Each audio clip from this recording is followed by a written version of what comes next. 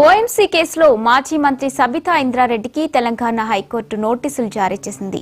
ఈ కేసులో సబితా, మాజీ ఐఏఎస్ అధికారి కృష్ణానందలను సీబీఐ కోర్టు గతంలో క్లీన్ చీట్ ఇచ్చింది. అయితే ఈ తీర్పును సవాల్ చేస్తూ సీబీఐ హైకోర్టులో పిటిషన్ దాఖలు చేసింది. ఈ పిటిషన్పై విచారణ జరిపిన హైకోర్టు సబితా ఇంద్రారెడ్డి, కృష్ణానందలపై నోటీసులు జారీ చేసింది. కేసు విచారణకు తదుపరి నెలకు వాయిదా వేసింది. ఈ పరిణామంతో ఈ కేసు మళ్లీ చర్చనీయాంశంగా మారింది.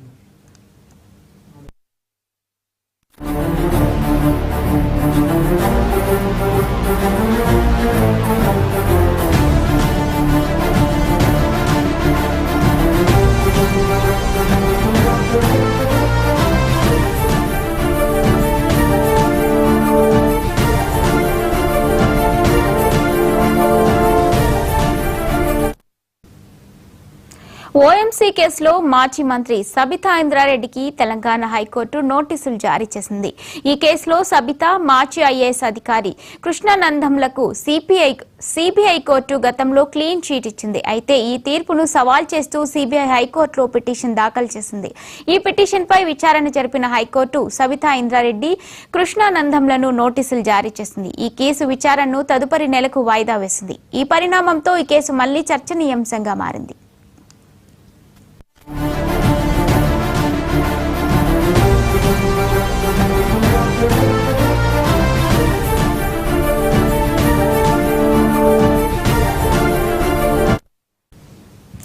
ఓఎంసీ కేసులో మాజీ మంత్రి సబితా ఇంద్రారెడ్డికి తెలంగాణ హైకోర్టు నోటీసులు జారీ చేసింది. ఇక ఇదే అంశంపై మరిన్ని అప్డేట్స్ మా క్రైమ్ బ్యూరో చీఫ్ మధు అందిస్తారు. మధు, మాజీ మంత్రి సబితా ఇంద్రారెడ్డికి జారీ చేసినటువంటి నోటీసులు ఏదైతే ఉన్నాయో దీనికి సంబంధించి ప్రస్తుతం విచారణ అయితే జరుగుతుందని చెప్పవచ్చు.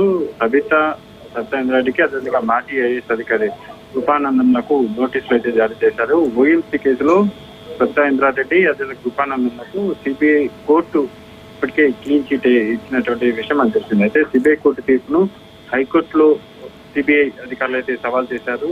సిబిఐ అధికారులు సవాల్ చేయడంతో ఇంకా హైకోర్టు నోటీసులు అయితే జారీ చేసింది.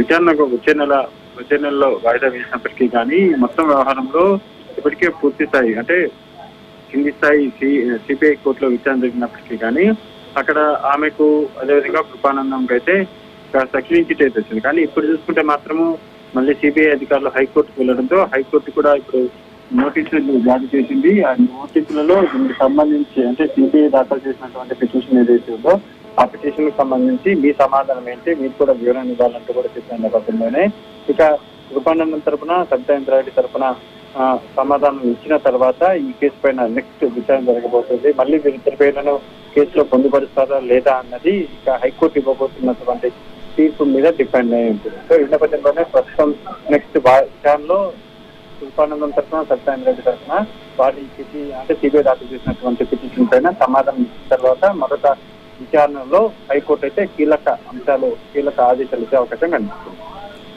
Right, thank you Madhu.